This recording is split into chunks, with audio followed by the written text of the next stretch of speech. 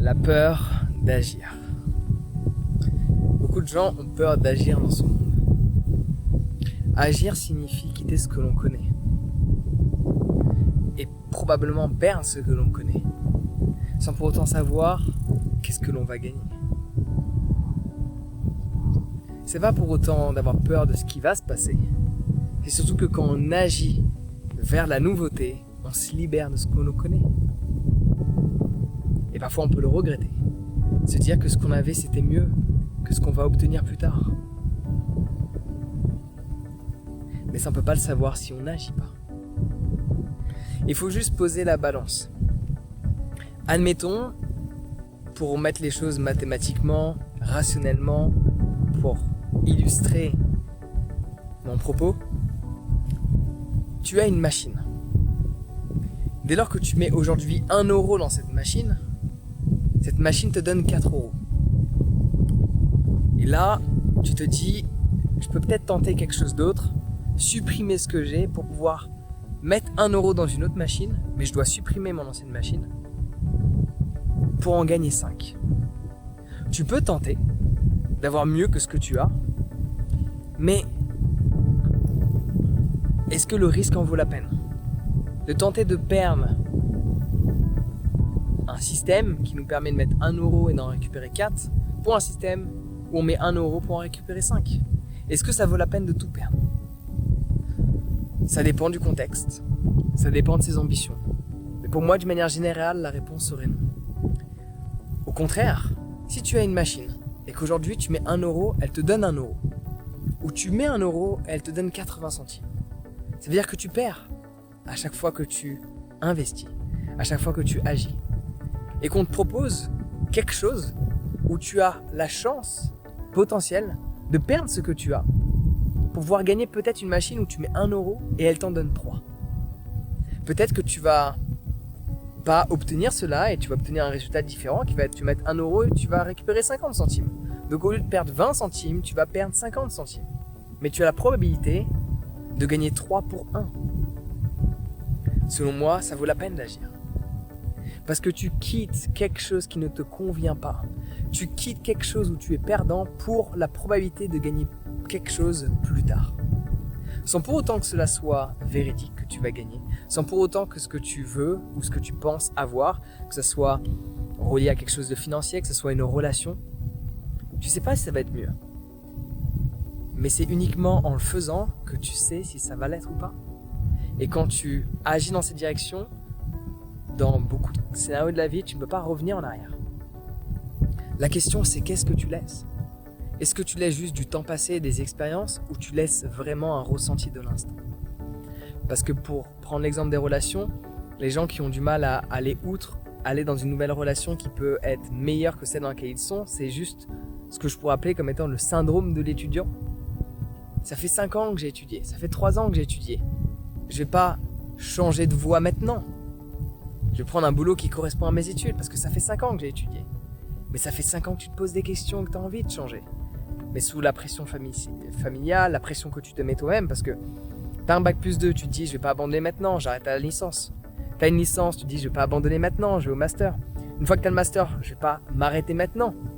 J'ai envie de faire de la poterie. Mais j'ai un master en je sais pas quoi. En design. Mais j'ai envie de faire de la poterie. Ou j'ai un master en marketing. Mais j'ai envie de faire de la poterie. La plupart des gens vont pas faire de la poterie. Ils vont suivre le cursus. Alors que c'est pas ce qu'ils ont envie de faire. Sous prétexte qu'ils n'ont pas envie de perdre 5 ans, ils perdent une vie. Laisse-moi répéter ça. Sous prétexte qu'ils n'ont pas envie de perdre 5 ans ou de perdre le temps investi, ils perdent une existence de vie. Le nombre de gens que j'ai rencontrés comme ça, qui avaient un doctorat, bac+8, qui avaient des PhD, qui avaient des masters, des bac+5, qui, littéralement, l'exemple que je te donne, qui est un réel exemple, une personne que je connais, 20 ans plus tard, a décidé de faire de la poterie. Ça fait 20 ans qu'elle avait envie d'en faire. Certes, le parcours qu'elle a vécu lui a permis d'avoir des expériences de vie qu'elle n'aurait pas eues. Certes, ça lui a permis d'être dans une situation financière où elle peut dire cette magnifique phrase « L'argent n'a pas d'importance ». Mais gagne de l'argent avant de le dire, cette phrase. Gagne de l'argent, puis exprime la phrase « L'argent n'a pas d'importance ». Mais il faut d'abord avoir l'argent pour le dire. Sinon, ça ne fonctionne pas.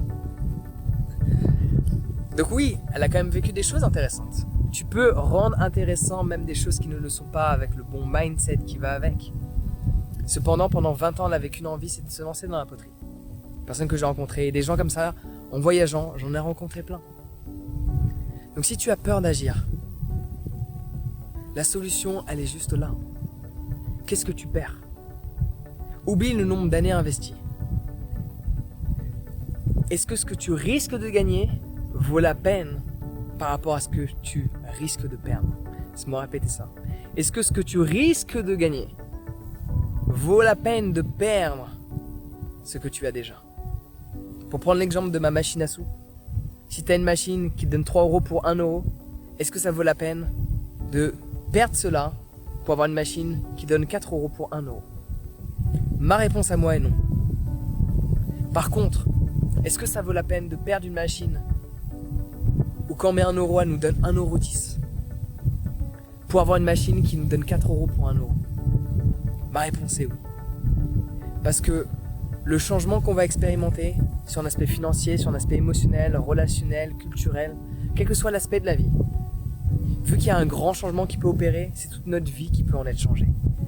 Et si tu es prêt à tenter quelque chose pour que ta vie change, fais-le.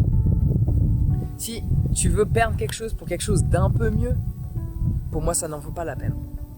Autant ne pas agir. Mais autant agir pour quelque chose qui va vraiment changer ta vie. Changer de style de vie, changer de mode de vie, changer de mode de relation. C'est quelque chose qui est très fréquent. Des gens, ça fait des années qu'ils sont ensemble.